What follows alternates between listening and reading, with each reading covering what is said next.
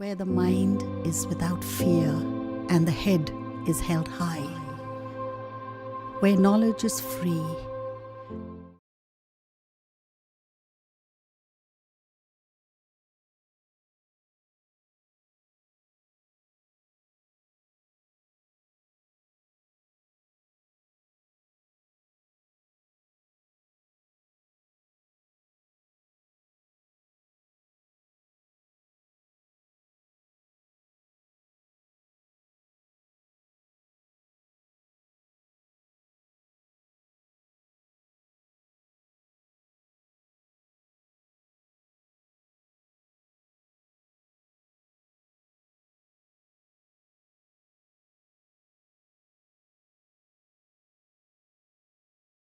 ছাত্রছাত্রীরা কেমন আছো তোমরা? আশা করি প্রত্যেকে ভালোই আছো। আজকে আমরা আলোচনা করব ক্লাস 9-এর বল ও গতি চ্যাপ্টারের সেকেন্ড পার্টটা। প্রথম পার্টটা এর আগের ক্লাসে তোমাদের হয়েছে। আজকে নিউটনের প্রথম ও দ্বিতীয় গতিসূত্র নিয়ে আমরা আলোচনা করব এবং এ নিয়ে দেখব কিছু গাণিতিক উদাহরণও আমরা সলভ করার চেষ্টা করব। আমি সোমনাথ চ্যাটার্জি, সহশিক্ষক, শোভানগর উচ্চ বিদ্যালয়। আচ্ছা, প্রথমেই বলি যে স্থির বস্তু আর গতিশীল বস্তু, স্থির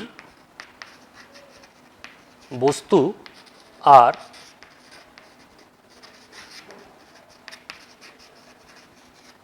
গতিশীল বস্তু।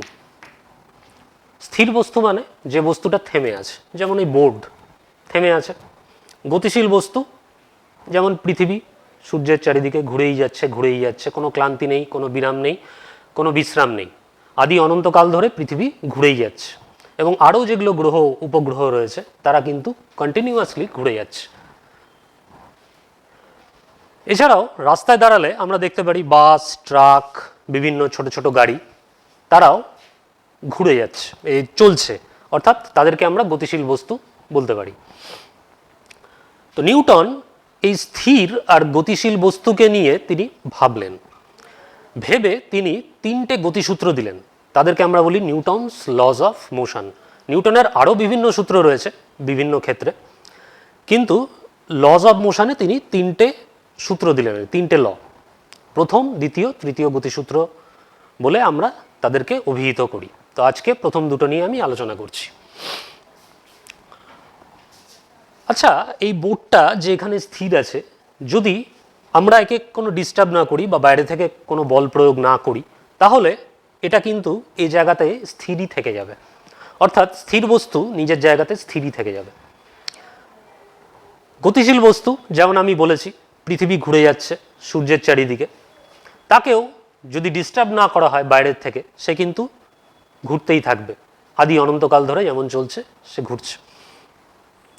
তো নিউটন তিনি একটা স্টেটমেন্ট দিলেন, যাকে আমরা বলি Newton's first law of motion. তিনি বললেন কি, বাইরে থেকে প্রযুক্ত বল দিয়ে, বাইরে থেকে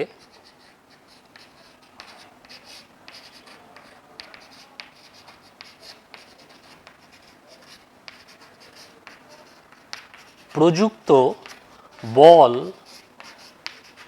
দিয়ে অবস্থান পরিবর্তনে বাধ্য না করলে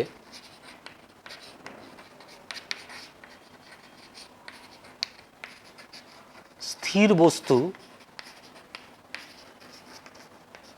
চিরকাল স্থির ও সচল বা গতিশীল বস্তু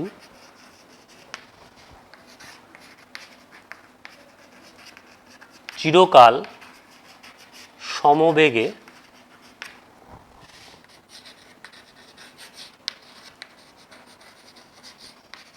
চলতে থাকবে। এটা হলো নিউটনের প্রথম গতিসূত্র, তার বিবৃতি, স্টেটমেন্ট।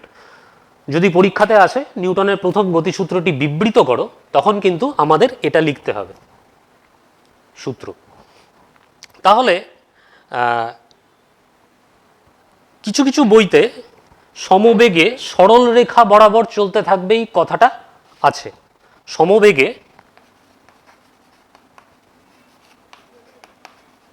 সরলরেখা বরাবর। কিন্তু এটা লেখার কোনো দরকার নেই, কারণ বেগ ভেক্টর রাশি, সেটা আমি পরে আসছি। ভেক্টর রাশি কাকে বলে, স্কেলার রাশি কাকে বলে, এটা আমি পরে আসছি। সমবেগে লিখলে সরলরেখা বরাবর কথাটা লেখার কিন্তু দরকার নেই। বিভিন্ন বইতে তোমরা দেখতে পারবে সমবেগে সরলরেখা বরাবর চলতে থাকে, এটা আছে। তাহলে সরলরেখা বরাবর লেখার কোনো দরকার নেই। আচ্ছা, এইবার তোমাদের মনে একটা প্রশ্ন জাগতেই পারে যে স্যার আমি এটা তোমরা নিজেরাও করতে পারো, একটা টেনিস বল, ক্রিকেট তো প্রত্যেকেই খেলো, আমারও খুব আমি যখন ছোট ছিলাম, ছাত্র ছিলাম, তখন খুব ক্রিকেট খেলতাম।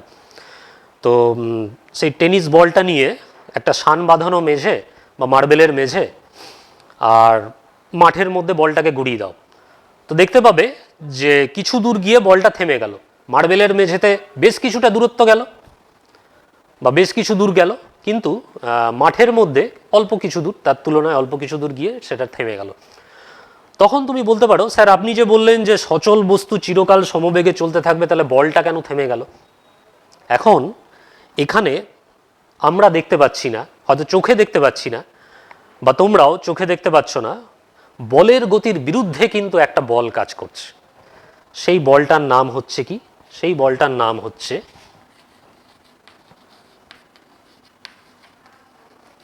ঘর্ষণ বল, ফ্রিকশন, ফ্রিকশনাল ফোর্স। বলের গতির বিরুদ্ধে এই বলটা কাজ করছে। অর্থাৎ টেনিস বলের যে সারফেস তল এবং মেঝের যে সারফেস তল, তার মধ্যে ঘর্ষণ বল প্রতিনিয়ত কাজ করছে, যেটা তার গতিকে বাধা দিচ্ছে। যেমন ধরো একটা গাড়ি চলছে, চলতে চলতে হঠাৎ করে সামনে কিছু কোনো অবস্টাকেল বা বস্তু চলে এলো, তখন কি করবে? ড্রাইভার ব্রেক করবে। ব্রেক করা মানে কি? তখন তার গতিটা ত্বরণ থেকে মন্দন হয়ে যাবে। যে চলছিল বেগে মন্দন হবে এবং একটা টাইম পর কিছু দূর গিয়ে সেটা থেমে যাবে। তাহলে এখানে ঘর্ষণ বল যদি না থাকতো, তাহলে বলটা কিন্তু চলতেই থাকতো। মানে এমন কোনো সারফেস যদি আমরা করতে পারি যেখানে ঘর্ষণ বল জিরো, ফ্রিকশনাল ফোর্স জিরো, সেখানে কিন্তু বলটা চলতেই থাকবে। তাহলে নিউটনের প্রথম গতিসূত্র আশা করি তোমরা বুঝে গেছো। যেমন পৃথিবী যেমন ঘুরেই চলেছে, কোনো বিশ্রাম নেই, ও কন্টিনিউয়াস কাজ করে যাচ্ছে। যদিও সেটা কার্যহীন বল, তবুও সে ঘুরে যাচ্ছে, রেস্টে নেই, মুভিং আছে। তার মানে কি? সেখানে কোনো ঘর্ষণ বল নেই বা কোনো বাধা নেই, বা সেই গতিকে প্রতিমিত করার জন্য কোনো বলও নেই, তার জন্য সে ঘুরে যাচ্ছে, মানে তাকে ডিস্টার্ব করা হচ্ছে না আর কি। তাহলে এই প্রথম গতিসূত্র থেকে আমরা বলের সংজ্ঞা পেতে পারি।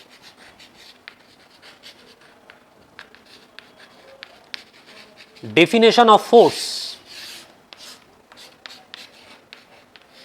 What is force, what do you mean by force, সেটা কিন্তু প্রথম গতিসূত্র থেকে পেতে পারি। অর্থাৎ যা প্রয়োগ করে স্থির বস্তুর স্থিতাবস্থা এবং সচল বস্তুর গতি অবস্থাকে পরিবর্তন আমরা করতে পারবো, তাকেই বলা হচ্ছে ফোর্স বা বল। আশা করি ক্লিয়ার হয়েছে। আচ্ছা, নেক্সট পার্টে যাচ্ছি। তাহলে এটা মেটালাম।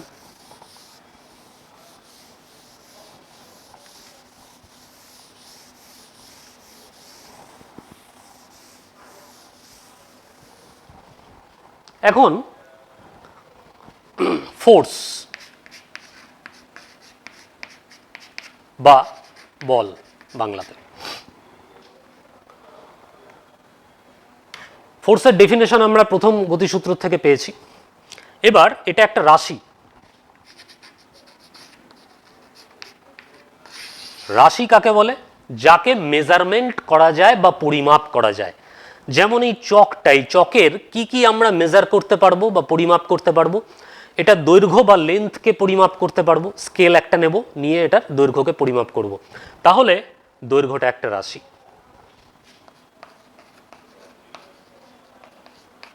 তারপর একটা দাঁড়িপাল্লা নিলাম বা তুলা যন্ত্র নিলাম, তার মধ্যে চকটাকে রেখে দিলাম, তাহলে চকের যে ভর সেটাকে মেজার করতে পারবো, তাহলে ভর একটা রাশি।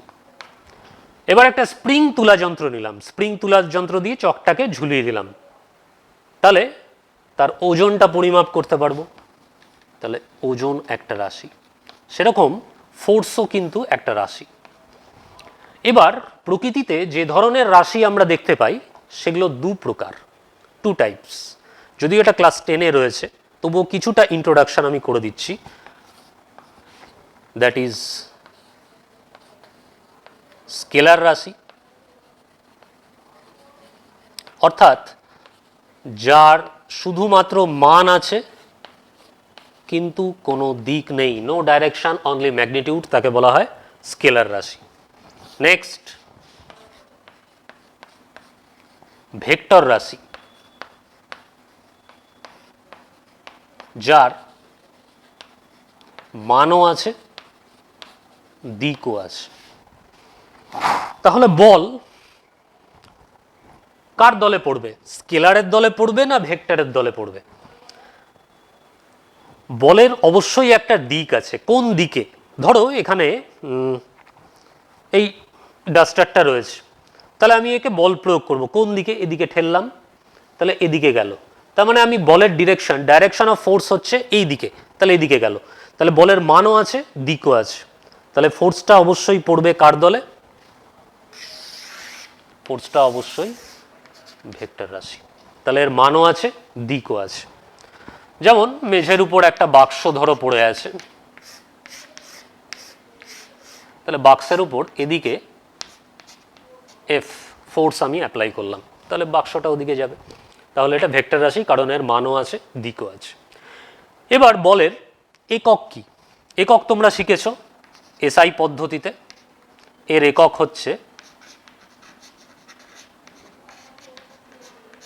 নিউটন। আর সিজিএস পদ্ধতিতে এর একক হচ্ছে ডাইন। এটা আমি পড়ে আসছি নিউটন আর ডাইনের মধ্যে সম্পর্ক কি, কিভাবে চেঞ্জ করতে পারবো এক একক থেকে আরেক এককে। তাহলে আমরা কি কি শিখলাম এখনো অবধি? আমরা শিখলাম নিউটনের প্রথম গতিসূত্র, তার বিবৃতি পড়লাম। আমরা দেখলাম যে প্রথম গতিসূত্র থেকে আমরা ডেফিনেশন অফ ফোর্স দিতে পারবো, অর্থাৎ বলের সংজ্ঞা দিতে পারবো, কাকে বলে বল। আমরা দেখলাম যে প্রকৃতিতে পরিমাপযোগ্য বিভিন্ন রাশি রয়েছে, তাদেরকে দুভাগে ভাগ করা যায়। মানও আছে দিক নেই যাদের, তাদেরকে স্কেলার রাশি বলে। যেমন ভর, এর তো কোনো দিক নেই, মাপছি, এটাকে মেজার করতে পারছি, তাহলে এটা স্কেলার রাশি। কিন্তু ওজনের একটা দিক আছে। পৃথিবী যেমন সমস্ত বস্তুকে, এটার ওজন কোন দিকে হবে? নিচের দিকে টানছে, তাহলে ওজনটা নিচের দিকে, তাহলে ওজনটা আবার ভেক্টর রাশি। বলেরও মান আছে দিক আছে, তাহলে এটা ভেক্টর রাশি। এবং বলের এসআই পদ্ধতি হচ্ছে নিউটন, আর সিজিএস এই এসআই একক হচ্ছে নিউটন, আর সিজিএস ইউনিট হচ্ছে ডাইন। তাহলে ক্লিয়ার? এরপর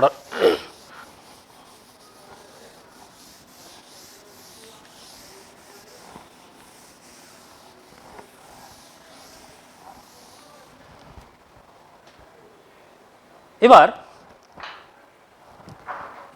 এই বলের মধ্যে আমরা দেখতে পারবো কার্যকর বল বা effective force R প্রতিমিত ball.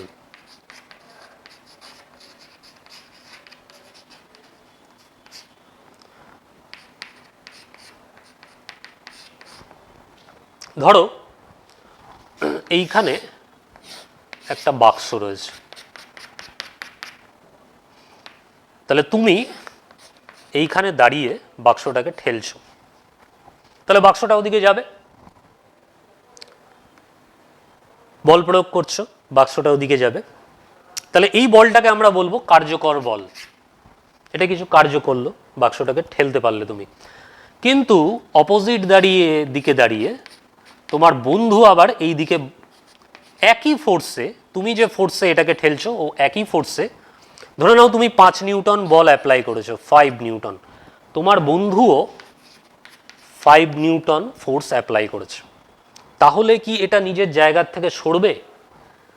Equal and opposite forces balance each other, মানে তারা কিন্তু একে অপরকে নাকচ করবে। এখানে যেহেতু দেখো অঙ্কের ভাষায় +5 আর তোমার বন্ধু অপোজিট দিকে ফোর্স অ্যাপ্লাই করেছে, দ্যাট ইজ -5, তাহলে +5 -5 কেটে গিয়ে এফেক্টিভ কত দাঁড়ালো? 0। অর্থাৎ এর উপর নেট কোনো ফোর্স অ্যাপ্লাই হচ্ছে না, নেট ফোর্স 0। সুতরাং এই ধরনের বলকে আমরা বলবো প্রতিমিত বল। অর্থাৎ তারা একে অপরকে কিন্তু নিউট্রালাইজ করে দিয়েছে, ব্যালেন্স করে দিয়েছে।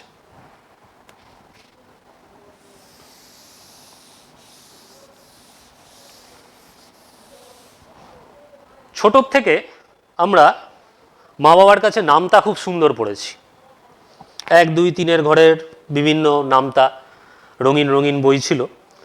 তো সেই যে বীজগণিত, তারপর আরেকটু বড় হলাম, ক্লাস 10 অবধি দেখলাম, যে দেখব ক্লাস 10 অবধি, সেখানে বীজগণিত যেটা পড়বো সেটা কিন্তু সবই স্কেলার অ্যালজেব্রা।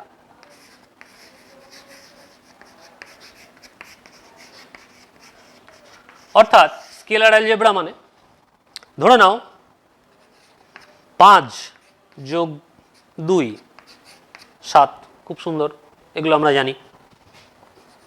3 যোগ 2 5।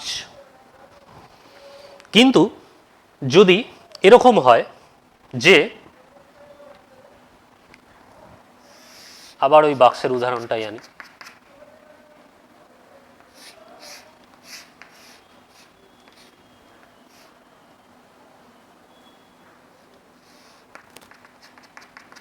মেঝেতে ধরো একটা এরকম বাক্স পড়ে আছে, তাহলে তুমি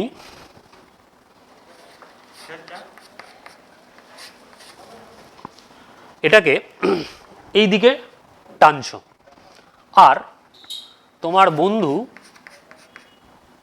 এই দিকে টানছে। তাহলে আর একটু ভালো মতো দেখাই, এই দিকে তুমি টানছো ধরে নাও 5 নিউটন বলে, আর এই দিকে তোমার বন্ধু টানছে ধরে নাও 4 নিউটন বলে। দুটোর মধ্যে কোণ ধরে নাও 90 ডিগ্রি। ভারী একটা বাক্স আছে, তুমি একটা দড়ি লাগিয়ে এদিকে টানছো 5 নিউটন ফোর্স অ্যাপ্লাই করে, আর তোমার বন্ধু ঠিক 90 ডিগ্রি কোণ করে, ধরে নাও তুমি ইস্ট মানে পূর্বের দিকে, আর তোমার বন্ধু এখানে উত্তরের দিকে দাঁড়িয়ে আছে, তাহলে 4 নিউটন বল অ্যাপ্লাই করে এদিকে টানছে। তাহলে বাক্সটা কোন দিকে যাবে? তাহলে কি আমরা স্কেলার অ্যালজেব্রা অনুযায়ী বলতে পারি যে এই বাক্সটার উপর মোট বল কাজ করছে 5 + 4 = 9 নিউটন? এটা কি বলা যাবে? না, এটা কিন্তু বলা যাবে না। কেন? কারণ দিস ইজ রং। তার কারণ হচ্ছে যে আমি আগেই বলেছি বলটা হচ্ছে একটা ভেক্টর রাশি, ফলে এর মানও আছে, দিকও আছে। সুতরাং বল স্কেলার অ্যালজেব্রা ফলো করবে না, ও ফলো করবে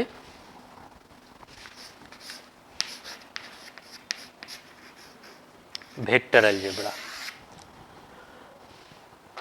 ভেক্টর অ্যালজেব্রাতে কিন্তু যোগের নিয়মগুলো সম্পূর্ণভাবে আলাদা। মানে আমরা যে নামতা শিখে এসেছি বা যোগের বিভিন্ন 5, 2, 7, 3, 2, 5, এত সহজে কিন্তু ভেক্টর অ্যালজেব্রাতে আমরা যোগ করতে পারবো না, কারণ আমাকে এদের মধ্যে দিকটাও কনসিডার করতে হবে। What is the direction between the two forces, এটা আমাকে কিন্তু কনসিডার করতে হবে। ভেক্টর অ্যালজেব্রার ডিটেলস আলোচনা ক্লাস 11-এ সায়েন্স যদি নাও তাহলে পদার্থবিজ্ঞানে তোমরা তাতে পাবে। তো আপাতত ক্লাস 9-এর যতটুকু রয়েছে এর একটু ইন্ট্রোডাকশান রয়েছে, সেই ইন্ট্রোডাকশানটা আমি দিচ্ছি।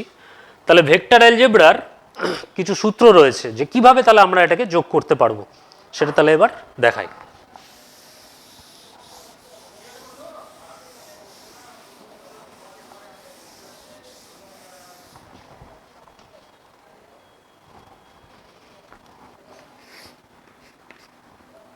এই ধরো দুটো ভেক্টর, এদিকে F1 ফোর্স, ভেক্টর রাশি যেহেতু তাহলে আমি তীর চিহ্ন দেব, এদিকে F2 ফোর্স।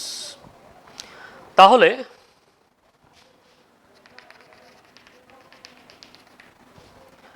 আমি একটা সামান্তরিক কমপ্লিট করলাম,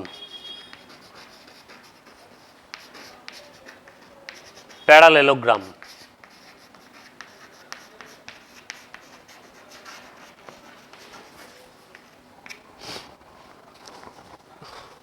তাহলে কোনো একটা সামান্তরিকে দুটো সন্নিহিত বাহু, সন্নিহিত মানে পরস্পর লেগে আছে, এরকম দুটি বাহু যদি F1 F2 দুটো ভেক্টর রাশি বা দুটো বলকে রিপ্রেজেন্ট করে বা নির্দেশ করে সন্নিহিত বাহু, যারা একটা বিন্দুতে এসে মিলিত হচ্ছে। মানে কখনোই কিন্তু এই বাহু আর এই বাহু নয়, এই দুটো বাহু নিলাম কারণ এরা সন্নিহিত বাহু একটা বিন্দুতে এসে মিলিত হয়।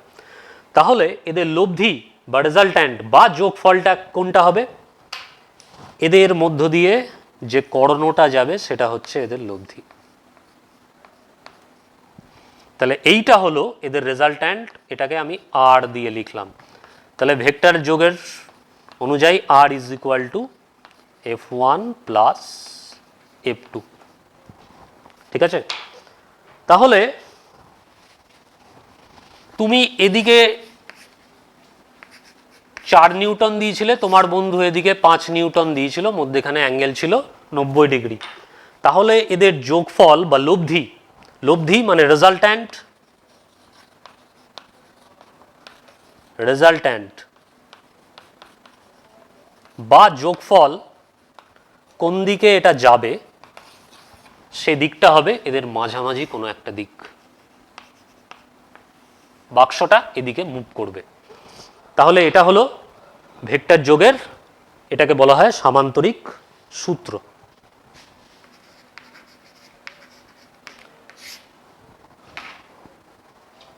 এছাড়াও ত্রিভুজ সূত্র রয়েছে, বহুভুজ সূত্র রয়েছে, সেগুলো আগামী দিনে তোমরা দেখবে। আপাতত সামান্তরিক সূত্রটা আশা করি তোমরা বুঝতে পেরেছো। এইভাবে আমরা ভেক্টর রাশিগুলোকে যোগ করতে পারবো।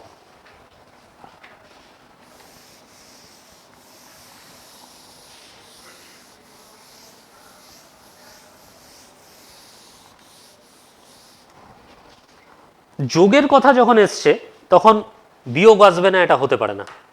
অর্থাৎ ধরো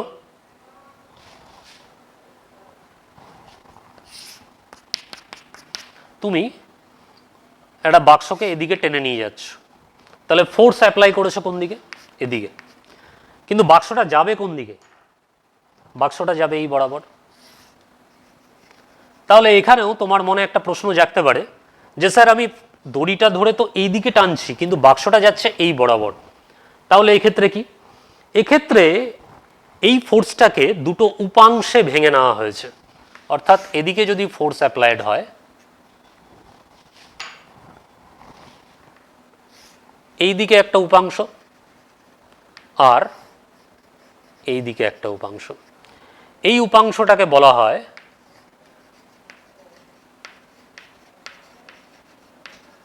অনুভূমিক উপাংশ, আর এই উপাংশটাকে বলা হয়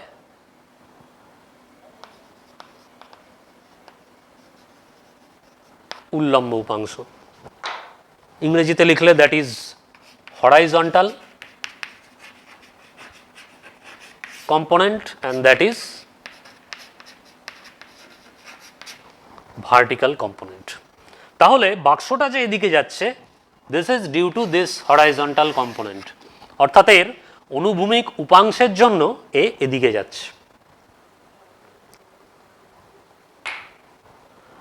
এটার উপর একটা বোধমূলক প্রশ্ন তোমাদের করা হয়ে থাকে বা পরীক্ষাতেও তোমরা দেখতে পাবে।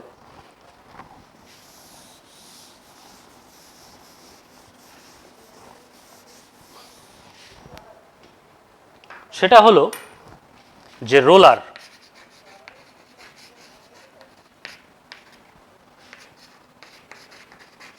টানা ও ঠেলা কোনটা সুবিধাজনক? সুবিধাজনক কোনটা?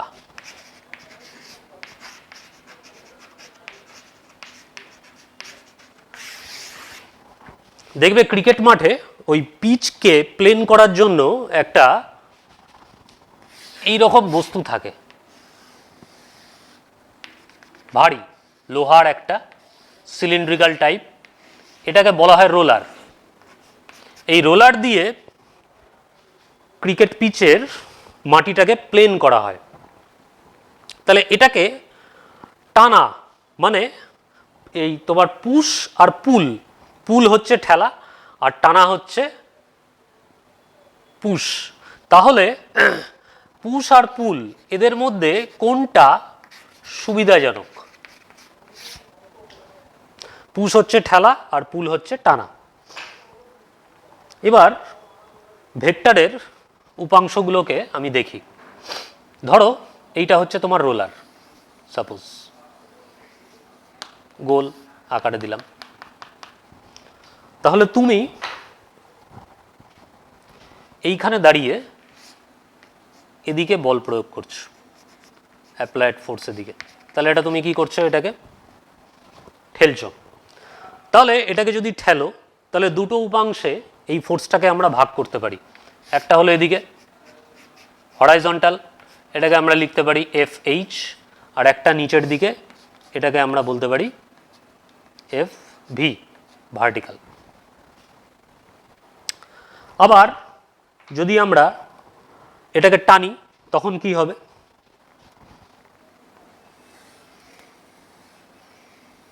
মানে 2 নম্বর কেসে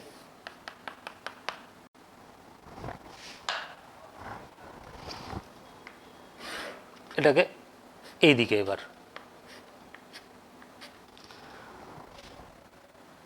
তাহলে এটা হচ্ছে হরাইজন্টাল আর এইটা হচ্ছে ভার্টিক্যাল। এটা 1 নম্বর কেস আর এটা 2 নম্বর কেস। তাহলে এবার দেখো রোলারটার ওজন কোন দিকে আছে, নিচের দিকে, অবভিয়াসলি এমজি নিচের দিকে কাজ করবে। তাহলে আমি যদি এটাকে ঠেলি তাহলে ভার্টিক্যাল কম্পোনেন্ট যেটা আছে, উল্লম্ব উপাংশ, সেটা বস্তুর ওজনের সাথে অ্যাড হয়ে যাবে, যোগ হয়ে যাবে। কেন? কারণ দুটো একই দিকে আছে, ভার্টিক্যাল কম্পোনেন্টটাও নিচের দিকে আছে আর রোলারটার ওজনটাও কিন্তু পৃথিবী রোলারটাকে নিচের দিকে টানছে। তাহলে দুটো অ্যাড হয়ে যাবে, অ্যাড হয়ে গিয়ে এর এফেক্টিভ ওজন কিন্তু বাড়িয়ে দেবে, মানে রোলারটা কিন্তু আরও ভারী হয়ে যাবে, ফলে ওটাকে ঠেলতে কষ্ট হবে। কিন্তু কেস নাম্বার 2তে কি ঘটেছে দেখো, ওজনটা নিচের দিকে আছে কিন্তু ভার্টিক্যাল কম্পোনেন্টটা কিন্তু উপর দিকে আছে, ফলে এদের মধ্যে বিয়োগ হবে। যেহেতু ডাইরেকশন অপোজিট, বিয়োগ হওয়ার ফলে কি হবে, এর এফেক্টিভ ওজনটা কিছুটা হলেও কমে যাবে। ফলে এই তুলনায় কেস 1-এর তুলনায় কেস 2তে আমার কিন্তু এটাকে রোলারটাকে মুভ করাতে সহজ। তার মানে এটা টানাটা সহজ ঠেলার থেকে। তাহলে পরীক্ষাতে যদি কোশ্চেন আসে রোলার টানা এবং ঠেলা কোনটা সুবিধাজনক, এরকম ছবি এঁকে তোমরা আশা করি ব্যাখ্যাটা দিতে পারবে। তাহলে প্রথম গতিসূত্র নিয়ে আমরা কিছুটা আলোচনা করেছি। এবার দ্বিতীয় গতিসূত্রতে আসি। এই গতিসূত্রে কিন্তু একটু ম্যাথামেটিক্যাল ক্যালকুলেশন এবং কিছু অঙ্ক আমরা করার চেষ্টা করব। প্রথমেই বলি, দ্বিতীয় গতিসূত্র শুরু করার আগে ভরবেগ এই রাশিটা সম্পর্কে আমাদের কিন্তু একটু জানতে হবে দ্বিতীয় গতিসূত্রের আগে, ভূমিকাতে, ইন্ট্রোডাকশনে। কোনো বস্তুর ভর আর বেগের সমন্বয়ে তার মধ্যে যে গতীয় ধর্মের সৃষ্টি হয় তাকেই বলা হয় বস্তুর ভরবেগ। এটা অবশ্যই একটা ভেক্টর রাশি, অর্থাৎ ভর ইন্টু বেগ, মাস ইন্টু ভেলোসিটি দিয়ে আমরা পেলাম হচ্ছে ভরবেগ, মোমেন্টাম। কেন এটা গুরুত্বপূর্ণ এটা একটু দেখি। ধরো একটা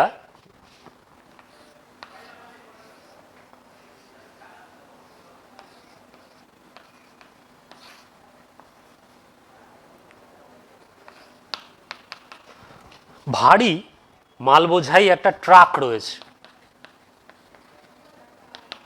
সেটা যাচ্ছে, আর আরেকটা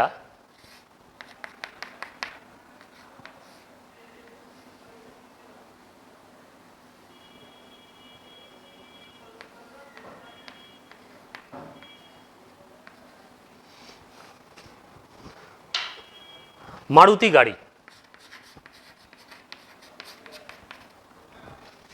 এইটার ভর হচ্ছে এম, এ যাচ্ছে উইথ ভেলোসিটি ভি, ভি বেগে যাচ্ছে।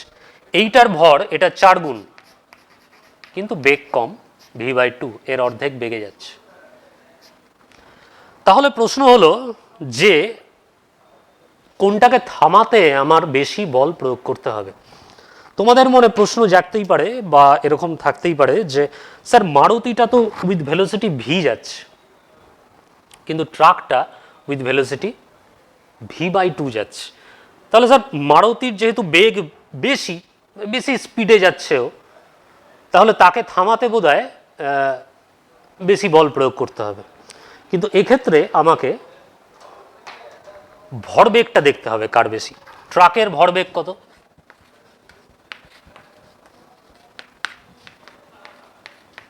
Four m into v by two, তাহলে দাঁড়ালো 2mv। মারুতির ভরবেগ কত? M into v. তাহলে ভরবেগের দিক থেকে বিচার করলে দেখা গেল যে এর ভরবেগটা কিন্তু এর অর্ধেক। তাহলে অবশ্যই ট্রাক, যেহেতু এর ভরবেগটা দ্বিগুণ, একে থামাতে বেশি বল অ্যাপ্লাই করতে হবে। এখানেই কিন্তু ভরবেগের গুরুত্ব এবং নিউটনের দ্বিতীয় গতিসূত্রর শুরু। তাহলে নিউটন কি বললেন এবার দেখে নিই।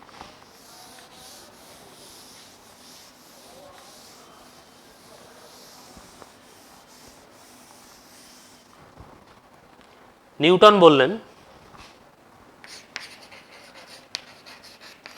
কোনো বস্তুর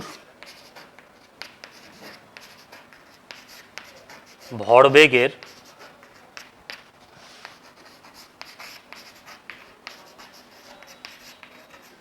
পরিবর্তনের হার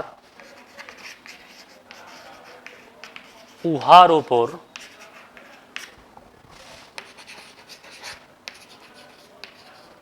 প্রযুক্ত বলের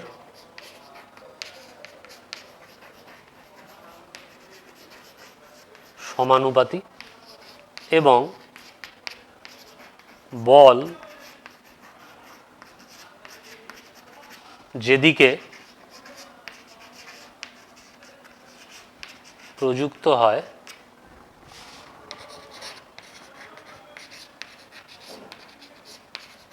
ভরবেগের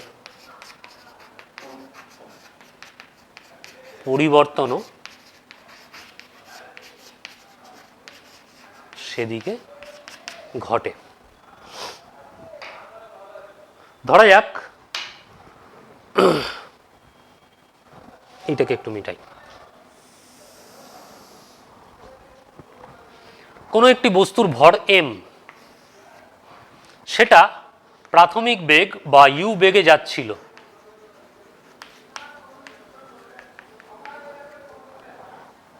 টি সময় পর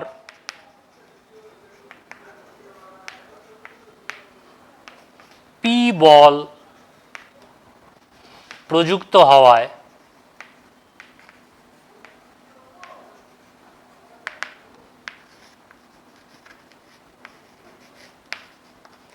অন্তিম বেগ তার দাঁড়ালো ভি।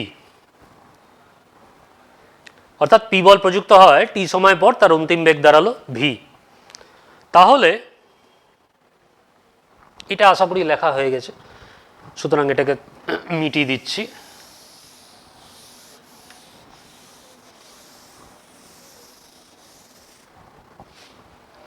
তাহলে ভরবেগের পরিবর্তন অন্তিম মাইনাস প্রাথমিক, এমভি মাইনাস এমইউ। এইবার ভরবেগের পরিবর্তনের হার, হার মানে সময় দিয়ে ওটাকে ভাগ করব, তাহলে M V minus U by টি।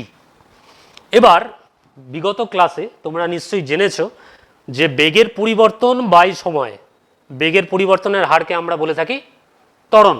এখানে যেহেতু বেগ বেড়েছে, অবভিয়াসলি পি বল প্রযুক্ত হওয়াতে বেগটা বেড়েছে, ভিটা বেশি ইউ এর থেকে, তাহলে এক্ষেত্রে ত্বরণ হয়েছে বা অ্যাক্সিলারেশন হয়েছে, তাহলে ইকুয়াল টু এম এফ। এফটা হলো বস্তুর ত্বরণ। তাহলে according to Newton second law of motion, প্রযুক্ত বল সেটা হচ্ছে p, that is p is proportional to M f, ভরবেগের পরিবর্তনের হারের সাথে সমানুপাতিক। এবং যেদিকে বল প্রয়োগ করব, এদিকে যদি বল প্রয়োগ করি তাহলে ভরবেগের পরিবর্তনও কিন্তু সেদিকেই হবে। আচ্ছা, সমানুপাতি মানে হচ্ছে এটা ঠিক যতটা বাড়বে এটাও ঠিক ততটা বাড়বে। মানে এটা যদি 3 গুণ বাড়ে তাহলে এটাও 3 গুণ বাড়বে, এটা যদি 1/3 হয় তাহলে এটাও কিন্তু 1/3 হবে। এবার সমানুপাতিকে ওঠানোর জন্য আমাদের একটা ধ্রুবক দরকার, সেটাকে কে দিলাম, কে এম এফ।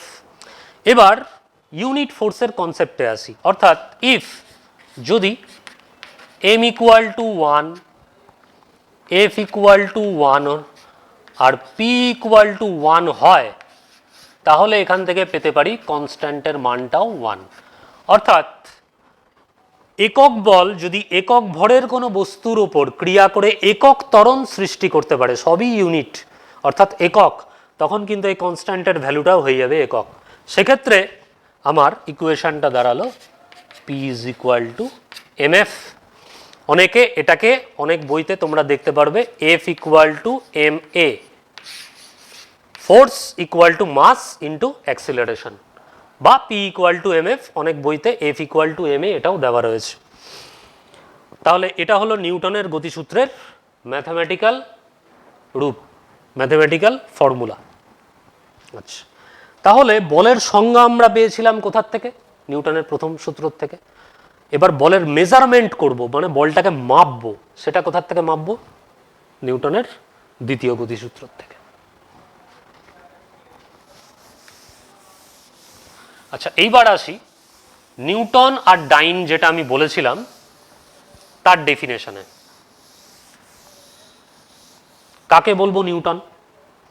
যেহেতু F equal to M A, তাহলে এফ কে যদি বলা হয় 1 নিউটন, তাহলে এমটাকে বলা হবে 1 কিলোগ্রাম ভর, আর এ মানে অ্যাক্সিলারেশন বা ত্বরণ 1 মিটার পার সেকেন্ড স্কোয়ার। অর্থাৎ নিউটন কাকে বলবো? 1 কিলোগ্রাম ভরের কোনো বস্তুর উপর ক্রিয়া করলে যে বলটা 1 মিটার পার সেকেন্ড স্কোয়ার ত্বরণ সৃষ্টি করতে পারে, তাকেই বলা হয় 1 নিউটন বল। এবার কনভার্সনে আছি, সিজিএস টু এসআই। তাহলে 1 কিলোগ্রাম মানে কত? Gram, 1000 gram into 1 metre per second square, second তো সেকেন্ডই থাকবে, এটা হয়ে যাবে 100 সেন্টিমিটার পার সেকেন্ড স্কোয়ার। তাহলে কটা শূন্য দাঁড়ালো? 3টে আর 2টো, মানে 5টা, তার মানে 10 to the power 5 gram centimetre per second square. Gram centimetre per second স্কোয়ারকে আমরা বলি কি সিজিএস পদ্ধতিতে বলের একক ডাইন। তাহলে 1 newton equal to 10 to the power 5 dyne. This is the conversion relation between newton and dyne, অর্থাৎ এসআই পদ্ধতি আর সিজিএস পদ্ধতির মধ্যে সম্পর্ক বলের।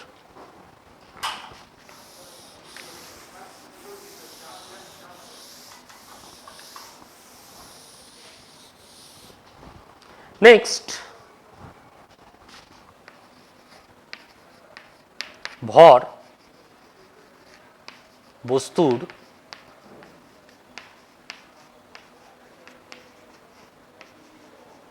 সহজাত ধর্ম, এটাকে আমরা কিভাবে প্রুভ করতে পারবো? কোশ্চেনটা আছে 2 নম্বর হয়তো থাকবে, ব্যাখ্যামূলক প্রশ্ন। ধরো তোমাকে একটা লোহার বল দিয়েছি, আয়রন বল, আর একটা প্লাস্টিক বল দিয়েছি। আয়রন বলের মাস হচ্ছে m1, প্লাস্টিক বলের মাস হচ্ছে m2। অবভিয়াসলি আয়রন বলটা প্লাস্টিক বলের থেকে বেশি ভারী, তাহলে m1 গ্রেটার দেন m2, এটা ভারী। এবার দুটি বলেই আমি সমান ত্বরণ উৎপন্ন করব, অর্থাৎ এরও অ্যাক্সিলারেশন হবে এ, এরও অ্যাক্সিলারেশন হবে এ। তাহলে অ্যাপ্লাইড ফোর্স কত? এর মধ্যে কত বল প্রয়োগ করা হয়েছে?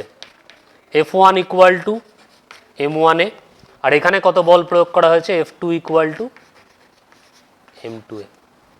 দুটোতেই কিন্তু সমান ত্বরণ উৎপন্ন করা হয়েছে। এবার F1 by F2 is equal to m1a by m2a। তাহলে a কেটে গেল, m1 বাই m2।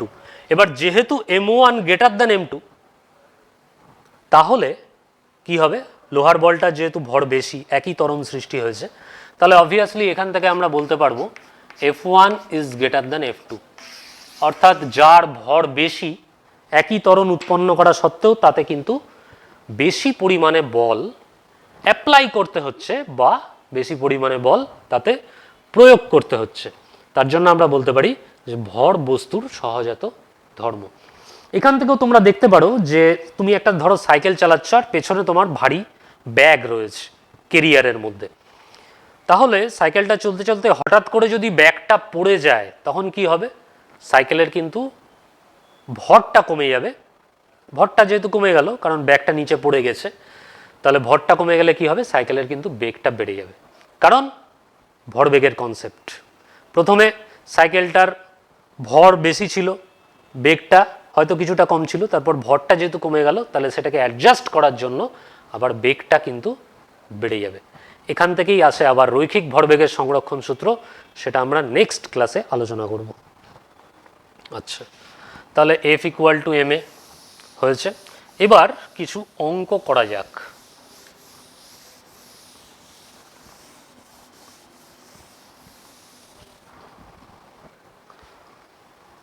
ফিজিক্যাল সায়েন্সে বা ফিজিক্সে আগামী দিনেও তোমরা দেখবে শুধু থিওরি পড়লাম, থিওরি পড়লে কিন্তু ব্যাপারটা ঠিক কমপ্লিট হবে না, তার সাথে সাথে তোমাকে কিছু অঙ্কও করতে হবে, কারণ অঙ্কের সাথে এর একটা খুব গুরুত্বপূর্ণ যোগাযোগ রয়েছে। এবং মাধ্যমিকের কোশ্চেনেও এখন যেহেতু এমসিকিউ প্যাটার্নের সমস্ত কোশ্চেন হচ্ছে এবং বেশিরভাগটাই শর্ট অ্যান্সার টাইপ, সুতরাং প্রত্যেকটা বইয়ের প্রত্যেকটা পেজের প্রত্যেকটা কোণা কিন্তু খুব খুঁটিয়ে খুঁটিয়ে তোমাদেরকে পড়তে হবে। আচ্ছা, অঙ্ক আমি কিছু করি, এইখানে কিছু অঙ্ক আমি লিখে এনেছি তোমাদের জন্যে। F equal to M a সূত্র দিয়ে ধরো এইখানে একটা বস্তু আছে m, suppose m equal to 5 kilogram. তাহলে এইদিকে ধরো 10 নিউটন ফোর্স অ্যাপ্লাই হলো, এইদিকে 15 নিউটন, এটা 1 নম্বর ছবি। আচ্ছা, 2 নম্বর ছবিতে এম, এইদিকে 4 নিউটন, এদিকে 6 নিউটন। এম এদিকে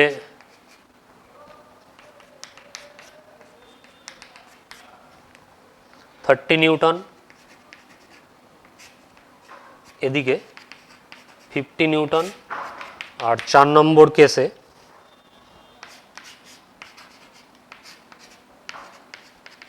25 নিউটন, 25 নিউটন। তাহলে কোন ক্ষেত্রে ত্বরণের পরিমাণ বেশি হবে এটা জানতে চেয়েছি। এবার দেখো এইখানে দিকটাকে কনসিডার করতে হবে। 10 আর 15 একই দিকে আছে, তাহলে অ্যাড হয়ে গেল। এক্ষেত্রে কত? 10 আর 15 কত? 25। তাহলে এফ এর জায়গায় ফর্মুলা কিন্তু F equal to M A. তাহলে 25 ইকুয়াল টু কত? এম এর মান 5, তাহলে 5 এ। তাহলে এখান থেকে এ কত বেরোলো? 25 সমান চিহ্নের এপারে এলে এটা ভাগ হয়ে যাবে 5 মিটার পার সেকেন্ড স্কোয়ার। এক্ষেত্রে কত? 4 নিউটন এদিকে, 6 নিউটন এদিকে, দুটো কিন্তু অপোজিট। অপোজিট হওয়ার জন্য কি হবে? এফেক্টিভ ফোর্সটা মাইনাস হয়ে যাবে, অর্থাৎ 6 থেকে 4 বাদ দিলে 2। তাহলে 2 ইকুয়াল টু 5 ইন্টু এ, তাহলে এ ইকুয়াল টু কত হলো? 2/5 মিটার পার সেকেন্ড স্কোয়ার। এক্ষেত্রেও 50 এদিকে, 30 এদিকে, তাহলে এফেক্টিভ কত? 50 মাইনাস 30, তাহলে 20 ইকুয়াল টু 5 ইন্টু এ। তাহলে এখানে এ ইকুয়াল টু 4। এক্ষেত্রে দেখো 25 নিউটনও এদিকে, 25 নিউটনও এদিকে, তাহলে দুটো অ্যাড হয়ে যাবে। 50 ইকুয়াল টু 5 ইন্টু এ, তাহলে A equal to 10 metre per second square. তাহলে সব থেকে বেশি কোন ক্ষেত্রে হচ্ছে? Case number 4। এইখানেই উৎপন্ন ত্বরণের মান সব থেকে বেশি। তাহলে এই অঙ্কগুলোতে আমাকে কিন্তু ডাইরেকশন কোন দিকে আছে ফোর্সের, এটা তোমাদের কিন্তু ভালো মতো লক্ষ্য রাখতে হবে।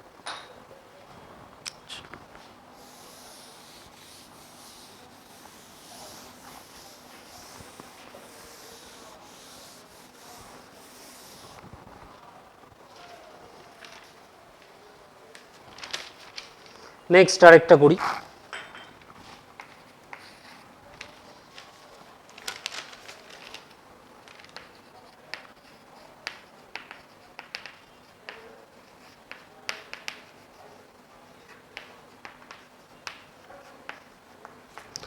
এম ভরের একটি বস্তুর উপর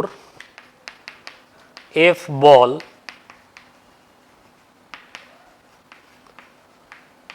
টি সময় ধরে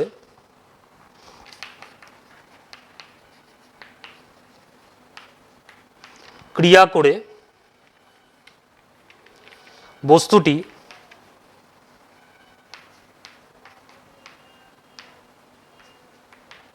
এক্স দূরত্ব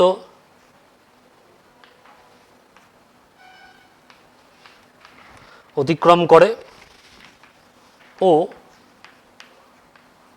ভি বেগ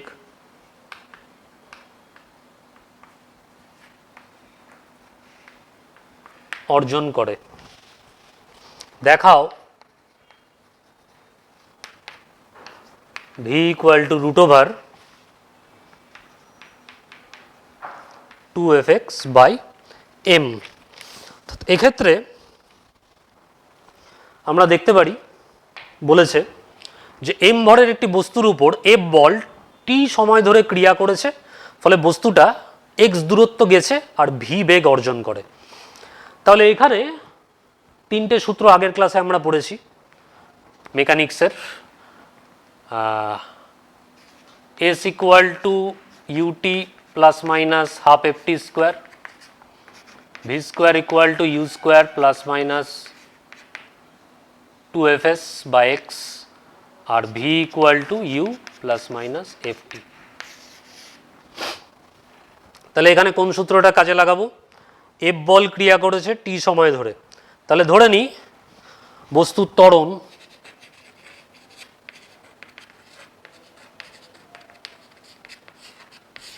এফ ইকুয়াল টু কত? এক্ষেত্রে হবে এফ বাই এম। এটা হচ্ছে বস্তুর ত্বরণ, কারণ এফ ইকুয়াল টু কি এম এ। এখানে তোমরা এও ধরতে পারো ত্বরণটাকে, আমি এফ ধরেছি, f by m. Force by mass, আর এম ভর বলে দিয়েছে, এম ভর এফ। তাহলে এবার কোন ফর্মুলা অ্যাপ্লাই করব? আমাকে ভিটা দেখাতে বলেছে এটা, তাহলে ভিটা এবার কোথার থেকে আসবে? ত্বরণ আছে আর দূরত্ব আছে এক্স, তাহলে এই 2 নম্বর ফর্মুলাটাকে অ্যাপ্লাই করতে হবে। এখানে তোমাকে দেখে বুঝতে হবে।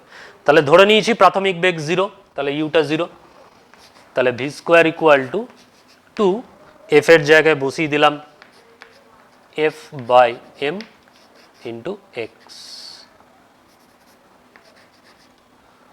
তাহলে এখানে স্কোয়ার রুট করলে হয়ে গেল 2fx বাই এম। ঠিক আছে, আরও বহু অঙ্ক তোমরা করবে, তোমাদের টেক্সট বইটা ফলো করবে, সহায়িকা যেটা রয়েছে সেটা ফলো করবে, এমসিকিউগুলো তোমরা দেখবে। কোনো যদি কোশ্চেন থাকে তাহলে তোমরা আমাদের একটা টোল ফ্রি নম্বর রয়েছে, তাতেও কল করে জেনে নিতে পারো। আমরা সবসময় তোমাদের জন্য কিন্তু উপস্থিত রয়েছি, তোমাদের সুবিধা অসুবিধা সমস্ত ক্ষেত্রেই কিন্তু পাশে আমাদেরকে পাবে যখনই তোমরা চাইবে। একটু মন দিয়ে পড়ো, ফিজিক্যাল সায়েন্সটা খুব ভালো একটা বিষয়, মাধ্যমিকে অনেক বেশি স্কোর করা যায়, 100তে 100 পাওয়া যায়। সুতরাং একটু মন দিয়ে পড়ো, অঙ্কগুলো করো, গাণিতিক উদাহরণগুলো করো, আর একটু বুঝে বুঝে করো। তাহলে কি হবে, আগামী দিনে যদি তোমরা সায়েন্স নিয়ে পড়ো তাহলে কিন্তু তোমাদের সেখানে লাভ হবে। তাহলে আজকে আমরা কি আলোচনা করলাম একবার কুইক সামারি করে নিই। আমরা নিউটনের গতিসূত্র নিয়ে আলোচনা করলাম। প্রথমে পড়লাম নিউটনের প্রথম গতিসূত্র, সেখান থেকে আমরা বলের সংজ্ঞা পেয়েছি। আমরা দেখেছি স্থির বস্তু, গতিশীল বস্তু, আর তারপরে আমরা স্কেলার রাশি, ভেক্টর রাশি সম্পর্কেও কিছু ধারণা নিলাম। আর শেষে আমরা পড়লাম নিউটনের দ্বিতীয় গতিসূত্র F equal to M A, এবং দেখলাম এখান থেকে কিন্তু আমরা বলের মেজারমেন্টটা করতে পারবো বা বলের পরিমাপটা করতে পারবো, এবং সাথে কিছু গাণিতিক উদাহরণও আমরা দেখলাম। সবাইকে ধন্যবাদ, নমস্কার।